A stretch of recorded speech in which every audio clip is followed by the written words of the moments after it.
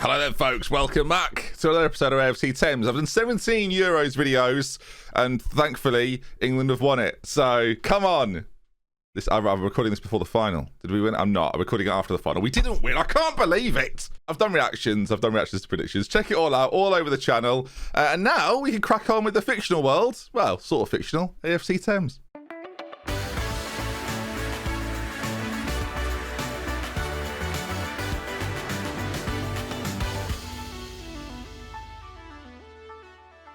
Folks, welcome back to another video on the channel. Good to see you. Before we get going, some of you have probably seen it. I'm doing highlights of my Twitch tape at the moment with Norwich over on the channel. So if you've not seen that, give it a gander. I've made a playlist for it and all sorts, so you can go through 4 videos so far. Enjoy it. Euros content, Norwich content, Thames content. We're living the dream out here. So let's talk about what we've done since we last met. It was a formation man time, wasn't it? As we lost 6-3 to Manchester United. The red card changed it all, and you can see my results since then are pretty mixed. There are some wild ones in there. 3-1 defeat to Newcastle, then followed up the defeat to United, and I was starting to panic because then Stoke came around and I thought, if we don't win this, we are in bother, because then our run of form is getting uglier and uglier, and Stoke are one of the sides I expect to probably get something from. We beat them 2-0. I thought, we're back. And then Sheffield United, of all people, beat me 5-2. The problem with this, of course, and it's of no surprise really, so I played Stoke, I won 2-0, they had an early red card, and I played this system. I thought, it's genius. This is never going to fail again. We're going to play this every time. We're going to win every time. And then I was 4-0 down after 38 minutes versus Sheffield United, and I considered I should probably not play it ever again. So we went back to the 4-4-2, a 4-4-2 that saw us get a draw against West Ham, a win against Norwich, beat Peterborough as well in the FA Cup. We're going to play Colchester today. The 4-0 win over Liverpool. I mean, how could you not be excited about that? Below and Solomon putting in an absolute shift. McGregor on the score sheet as well as Doles, actually. And yeah, again, we've kind of FM'd them a little bit because in theory we've not had as much of the game as they have, but who cares? 4-0. Liverpool, interestingly, by the way, I should bring this up, have got a real life player with 2040. Do you want to? Can you guess who it is? They've got Youssef Demir, who is the wonder kid of this year at 36 years of age. Yeah, he was at Dortmund for a little bit. 98 million they bought him for, and he's been an ever-present for them ever since. Whether he's getting beyond his years a little bit at this point, I don't know. He's so young, he's not on my 2019 face pack, so that tells you everything you need to know. Right, getting back to it then. A 4-0 win over Liverpool, 2-1 defeat to Arsenal. This is just one of those games that's really frustrating because I felt like we were in it, but we had more bookings than chances. So that sort of sums up the problems that we were having. Trout got the goal, but 2-0 quite early for them, and we couldn't really fight back. Today, then, we play Manchester City and Colchester, 2 sides that wear blue. So whether that means anything in the red of Thames, I don't know.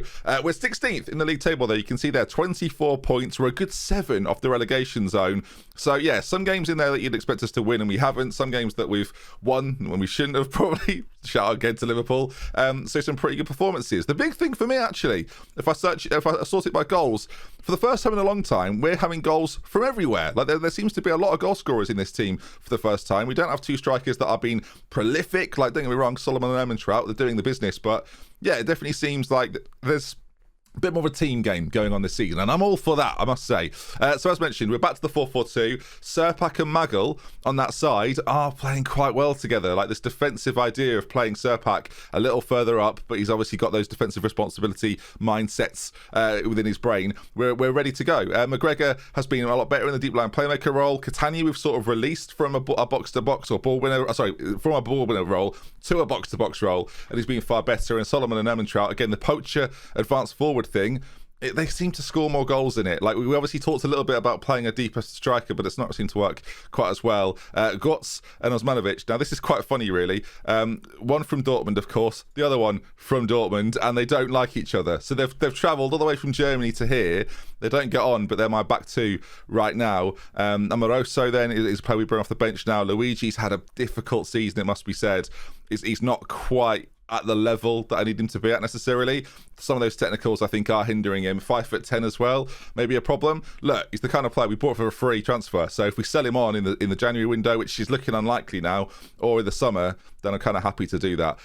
Speaking of the January window, nothing. We've done absolutely nothing. We've got 8 million to spend. I've been looking at players all summer, or all winter, I should say, trying to bring them in. And the irony is that one of the players that I really wanted has gone to Manchester City. Luis Augusto has joined them for a pretty hefty fee, £17 million from Palmeiras. But he's a player I'd identified as someone that, as we progress through the leagues, I was going to go for, and they've just got in there and snapped him up ahead of me. I think Sporting got the other one. Again, a guy we've talked about before. See if I can spot him in here somewhere. Where's he gone? I've lost him now, viewers. I've lost him. This guy, I think I say it's Wei Cheng Shuai. I'm not sure, but again, as a centre back that I had my eye on to, someone that we could pick up. There's another one as well somewhere that I forgot. Maybe PSV got him, I'm thinking now. Yeah, Shin Jun Seok was the other one, and again, another player I was identifying as. So these are the caliber of players that are at teams that I think we can probably attract them. They just don't want to talk to me at all. But can you imagine if we sign these players? 1.5 million, this guy. 1.5 million. He's still on my radar. He's still someone I want to bring in the future. But I mean, 23 years of age, 74 caps for South Korea. I thought it would be mine. Shin, I'm coming for you one day, mate. I want you in my team. But hopefully we can look for some of those players. And one thing as well, the more I talk, I realise the less likely the Colchester game is at this point. I've had to add loads of leagues. I've not had loads of leagues loaded because obviously I had all the lower league English stuff for ages. And then it sprung to me. I was like, there's a real lack of players across Europe that is like not hindering me, but not helping, it must be said. So I've added in, basically, you can see they're coming in June this year. France, Germany, Holland, Spain, Italy, the big European sides. Of course, as we go into Europe, I'm going to want to know about these teams. I'm going to want to see these leagues as well. So I'm making sure that we've got all of those places added so we can hopefully get there'll be a big influx of players, which will probably slow my game down massively, but a big influx of players that I'm excited to see how we get on. I've still got 5-star computer speed and 5-star estimated game speed, so it should be fine. But yeah, there's going to be a heavy influx of players that won't have a history, but will be a whole new, like, this summer's going to be fascinating. All right, let's play Manchester City. Let's see how we do. Now, of course, the idea against Manchester United was to play this overly attacking is the phrase. I was going to call it something else. Overly attacking system in an attempt to get by them. Johan Celia is outrageous. He is the Rivy, to give out an old school reference of the save, and Manchester City currently running away with the league title. I'm curious to see how we get on against them. Like, I always want to test myself against some of the best sides. That's what we're going to do today. 16th versus 1st. Sure, there will be times later on this season, I'm sure, as we get towards the relegation battle, that I'm going to be playing the likes of Wolves and Aston Villa, Stoke, Southampton, etc. But for now, let's test ourselves against the best. We're in the Premier League for a reason, and can we upset the apple cart? Can you tell, viewers, by the way, I'm in a good mood. Discord have just sent me their new hoodie, so shout out to Discord, not a sponsored video. And I'm going on my first date for 2 years. Now, it is with Ellie, who I've been with for 13 years, but yeah, we're going out tonight, so that's going to be, I'm so excited. I don't have to look after Doug for 4 hours, so he can't scream in my face. He's great. He's nearly 1, viewers. So just think about, when I say nearly 1, he's 1 at the end of August, but nearly 1. Where's the time gone? Some of you probably forgot that I'm a dad now. I've been doing dad jokes for so long that it's like, how long has he been a dad for? Nearly a year, over 10 months, nearly 11 months. I didn't value sleep or my own, personal health anyway. So, having a child has only emphasised that. All right, let's see how we get on against City. They're equally playing the 4-4-2. So I actually think that works out quite well for us to match up against them. And again, we had a really good result recently against Liverpool. I don't know. It's going to be interesting. Their front two, of course, are going to cause our back two a lot of problems. They're playing a centre forward, I noticed there, and a deep lying forward, as it doesn't matter what division we're in, that player will remain unmarked and will always have an opportunity. If we look at that again, maybe I'm a fool, viewers. I feel like he could be marked if we wanted to mark him. McGregor, stand next to him. It seems obvious to me. And I don't want to criticise the game. It's given me a career and all that. But I feel like the game should be doing that for me. It should see that unmarked player, see my player who's not marking anyone, and just go stand near him. Because if I was the goalkeeper, that's what I'd be saying. We're 1-0 down. We've had more XG. We've had more shots on target. And they've had a set piece, which makes that situation all the more infuriating. Like, analytical data-wise, we are a little bit all over the place. McGregor's dropping slightly deeper as the playmaker, but it's almost like it's working almost asymmetrically, the way that it's set up right now, which I'm kind of fine with. I don't think that's too bad. Whether we can win like this, I don't really know. Just to add to that, we're going to make Lloyd attack on that right-hand side. So we do have sort of like this cross asymmetric thing going on. Not angry asymmetric, I mean sort of it goes across the field of play, as they've got a corner. If I'm undone by set pieces, I will be irritated, as it goes back out to them. Edge of the box now. A little bit too much time. As, oh, blimey, I tell you what, I thought they were going to give that away, and the counter was on. Now, this is the thing that does us over. The speed at which they move the ball, as we win it back brilliantly, actually, as Manovic does really well. And actually a highlight to our favour. McGregor, you can see, part of everything. And some really nice for giving it away. Solomon knows he's got to fight back now. Somebody make a challenge. They're going to score, aren't they? It's going to be a nice goal. Both teams are keeping possession really well. I mean, we looked quite smart in possession, but Manchester City, if they keep possession, can do that. It was a beautifully worked move. A lofty pass across the pitch, never going to get to its man. And you can see this from City. It's just two-touch football everywhere they go, and sometimes not even, right? Like the speed in which they do things, it's having players of the same level as that is the only way to stop that, I feel like maybe I could add in more defenders, maybe I could add in another defensive midfielder, but it's interesting to see like the levels. You don't see my players do that very often. Do you know what I mean? Like, if they do it, City do it almost every time is the difference. That's not going to count. Whereas we do it like once every 6 games and we score a goal where it's like, wow, we look brilliant. And then against sort of lesser sides, of course, we've got a little bit more time on the ball. We can play a different way. And that's why I sort of mentioned, do you have to come up with a different system against these sides? Or conversely, is that stupid? Is setting up a different system that is radically different, not even radically different, just different, is that going to impact you when you then have to play sides that you should be beating? As Solomon, big chance. Oh, it's a wonderful goal from John Solomon. And this is what I mean, the consistency and the understanding between our players, is that more important in these games than playing something more defensive or more offensive?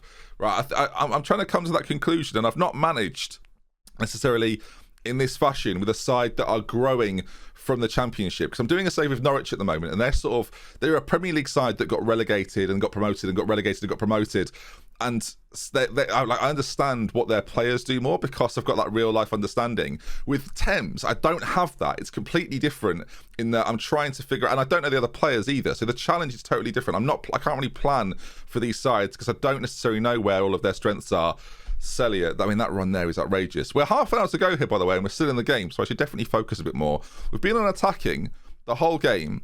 We've certainly had more of the play than I was anticipating. I'll certainly encourage the boys. It's whether we can make a change here to try and find a bit extra. Like, our tempo is very high. I don't think you lower that either. I think we play at a certain pace that makes us better. Our defensive lines are much higher to try and restrict City in behind. And we're quite quick at the back as well, so that's part of it too. And we're trying to launch the ball over the top if we can. Again, I don't necessarily think you change anything in these situations. I think it's easy to, whether you play a little bit more intricate, but that's sort of like, that's City's bag. Like, if you play into that, then I think you're asking for it a little bit. As we win the ball back here, they give it away quite cheaply. And now Serpak, you can see Magel on that left-hand side creating loads of width for us, and it goes out to him eventually. Now, can he get a ball into the middle? It's chipped in, it's headed back to the goalkeeper very coolly by the City back line. But again, I guess it's just we're just talking tactics here. We're just talking Football Manager as Celia. Like, I don't necessarily have players that can do that with like the style in which he did it. There's something about the speed of movement in that type of player compared to like Solomon or below in recent seasons that my boys just like, they just can't do. Like, Bello heads it down, and it's like there's one moment there, that moment there, where he just like bursts past everyone, and the dinked finish is beautiful. And City get the goal again. Again, top of the league, not a game I'm expecting to win, but again, always nice to battle against these teams to kind of see where we stand in a league campaign. What doesn't make sense is when we beat Liverpool, it was just like highlight goal, highlight goal, highlight goal. And so I wasn't really learning anything other than, oh, we're scoring against Liverpool, this is fun. As Lloyd now, getting in behind, playing on that attack duty, remember, ball played in, Solomon's there, he's hit the bar. On another day, viewers, we're back in this once again. Right, City are starting from the back here. From our chance, they're having this. And I'm curious to see how their build-up play works. And again, I'm sort of trying to learn a bit here too. They're playing a 4-4-2, And the way in which their strikers tend to interact with the other players, I mean, that's not really done them any favours there. Interact with the other players, it's actually quite interesting because they're playing deep line forward and complete forward roles. They're not just trying to score. As Trout makes it 3-2. And again, I think the rhythm and the understanding between the players is helping us a lot here. 15 minutes to go. It's not over yet. I can't really go off attacking. This is the problem with starting attacking. And because I'm playing attacking, because I'm playing with a high tempo already, I'm playing with high lines. So you can't really play defensive in that system, right? You can't play cautiously. I'd rather lose 3-2 than like 5-0, which sounds obvious, right? But I feel like sometimes against these sides you can ask for it, and that doesn't work. And even against the sides that we're supposed to beat, I'd rather be on the front foot. I'd rather go for games and give us a chance of winning them than like winning 1-0 in really unspectacular fashion. As Nee with the ball, I don't know if that was the highlight as he launches one forwards. It's not his greatest kick ever, but it's just been a battle of like player quality, really. And City ultimately are going to win it, especially if you match up the two systems. Ball played in, Maggle heads it clear. It's not over yet, is it? But another City goal, and it probably is. Again, we're going to do the Colchester game today. I think we'll probably win it. It's an FA Cup game, but I feel like the conversation of this video has been quite good. And again, stylistically, like I'm just watching City's movement. Like I think that's one of their central midfielders who is just lingering to the left of two strikers. I don't know. I'm going to have to double check that. It's a great interception. Who is that guy there? And is he? Yeah, so that's their Mazzala. And we don't play a Mazzala. And Mazzalas will get forward. They will have a little bit more of attacking width. And I don't know if my players are good enough, basically, to play the Mazzala role. I feel like some roles you need real quality, and I'm not sure we have it just yet. Still time left in this game, though, as this has been pretty uninterrupted commentary. I don't think I've cut during this match so far. As again, it's a nice possession. Look how attacking minded he is. He's so keen to get forward as he takes the ball. Like he's arguably the most attacking player. I don't know, something to think about maybe against some of the lesser sides. If you can create those overload situations, I'll talk about that a lot on Football Manager. I think that's the way in which you find opportunities. That's him. See, that's so interesting that we've picked him out and then we're watching him make those types of movements. I wonder if he's a natural Mazzala and things like this. I wonder if he's like superb at that. I want to look at him. As he's finishing, he's not all that, but my word, is he athletic. Like his pace, his balance, he's got 20 technique. I mean, he's exceptional. Don't get me wrong, he's an exceptional player, and we're way off having that. And if you compare him to one of our players like McGregor, would probably play a similar type to that, or maybe Catania. There's quite a big difference in the two, but he can play Mazzala. Do you know what, viewers? You never know. Attacking Mazzala late doors. That's one thing we can't see, isn't it? We can't see if he's an attacking Mazzala. And interestingly, now he's got the goal, they've switched him back to a deep line playmaker. They've said, right, we've got the 2-goal cushion again. Sit in and protect it. And maybe that's the way to do it. If you're looking for a goal, play like again. That's very minute micromanaging, and that's something that Football Manager, like as a game, has improved massively in the last 10 years. But this has been like a bit of like a Zealand video, hasn't it? I've been talking through like how things change, and it's little things that maybe you don't notice, and it's why I think having this screen up like a lot of the time, seeing the player roles, right, and having an understanding of what other teams are doing and how they're interacting with each other, and then how you can apply that to your team. I mean, that's I don't know if that's their left back or left winger, but that's really good. I think is it left wing?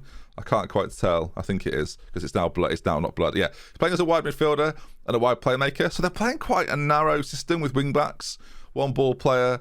But again, that centre forward and deep line playmaker. I guess like if you think of City now and the way that they play, sort of like that, it's the Guardiola sort of tiki-taka school of thought, isn't it? Keep the ball as long as you can, probe and press, and find moments to make an impact. But it's their midfield today. When you look at the average ratings, like they've been really good, and Bellows not being bad either. And now the game just seems to get a little bit more stretched. I think naturally our team are going for it a little bit, and I think we can all agree is that cannons off the bar. This hasn't necessarily been a 5-2 game. Like, I don't know, maybe we shouldn't have gone for it. Maybe we should have. I don't know. It's difficult. We were a goal behind a lot of the time, and now they sort of run away with it as the ball played in nearly finds its way through. Owen Trout slide tackles it towards goal. But this is a bit. Again, I feel like I learn from these games, which I think is important, and it's kind of what I'm saying, right? When I'm in the Norwich save at the moment, and it's all very much of the time, and it's like I know all the players basically in the entire league. When I'm watching players of a different caliber and a different quality, and I'm getting an understanding for how they operate and the levels in which these teams are at, then it really does improve my understanding of Football Manager, which I think ultimately is quite good. this has been a very serious, for me anyway, this has been a very serious Football Manager video. So as it's a bit different, let me know in the comment section. Do you like it when I talk about the game in this fashion? Would you like to see me do more in-depth stuff about the game specifically? Something I've never really done before, but I do feel like my understanding is pretty good. So maybe I could impart that knowledge onto some of you. The best way of letting me know, leave a like on the video and comment if you want some additional advice my way. We love with care from me. Until next time, I'll see you again soon. Sorry we didn't do Colchester, but again, I think we learned a lot from playing a really high quality side. And now what do I do against them next time? That's the question.